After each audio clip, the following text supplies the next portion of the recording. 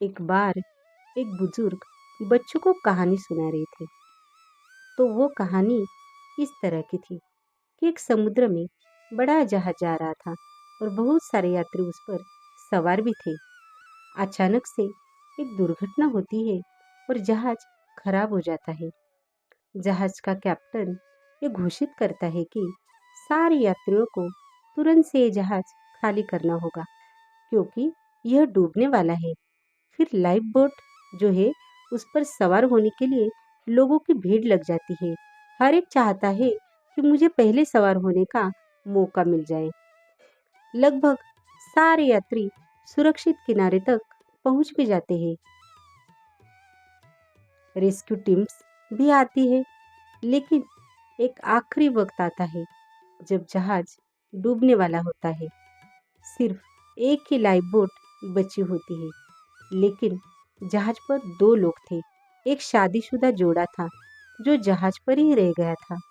उन दोनों में से जो पति होता है वह अपनी बीवी को जोर से धक्का देता है जहाज की तरफ और खुद कूद कर लाइफ बोट पर बैठ जाता है और किनारे की तरफ जा रहा होता है।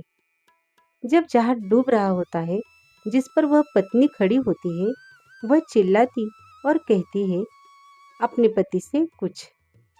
तो बुजुर्ग ने अपनी कहानी बीच में रोक करके बच्चों से पूछा कि क्या लगता है, क्या कहा होगा। बहुत सारे बच्चों ने जवाब दिया कि सर, उसकी पत्नी ने कहा होगा, मैं तुमसे नफरत करती हूँ, तुमने मुझे धोखा दिया, ये सब कहा होगा। हो सकता है कि कहा हो कि तुम बड़े मतलबी हुए हो। एक बच्चा चुपचाप होकर बैठा था, तो उसको बुजुर्ग ने पूछा कि आप बताओ क्या कहा होगा। उस पत्नी ने अपने पति को उस बच्चे ने कहा कि हो सकता है पत्नी ने अपने पति से कहा हो कि हमारी बच्चों का ख्याल रखना। बुजुर्ग चौंक गए और कहा सही जवाब है, लेकिन तुम्हें कैसे पता? तुमने कहानी सुनी रखी थी क्या? लड़के ने कहा नहीं, मैंने कहानी नहीं सुनी रखी थी।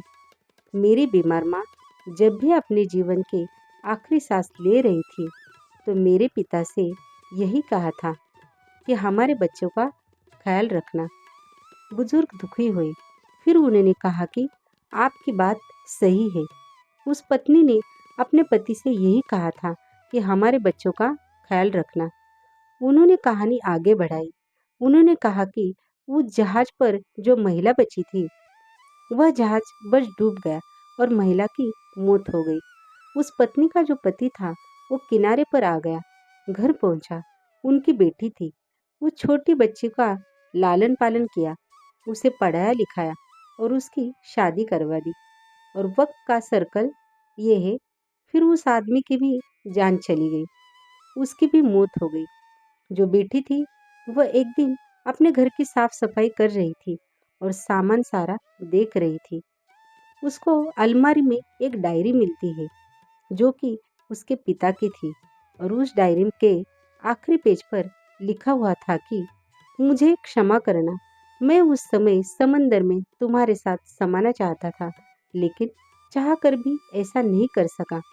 मुझे कठोर फैसला लेना पड़ा। हमारी संतान को पालन पोषण जरूरी था, इसलिए मैंने तुम्हें वही छोड़कर खुद की जान बचाना मुनासिब समझा। मुझे मालूम था कि तुम बीमारी से ग्रस्त हो। कुछ दिनों में वैसे भी तुम यह दुनिया छोड़कर जाने वाली थी।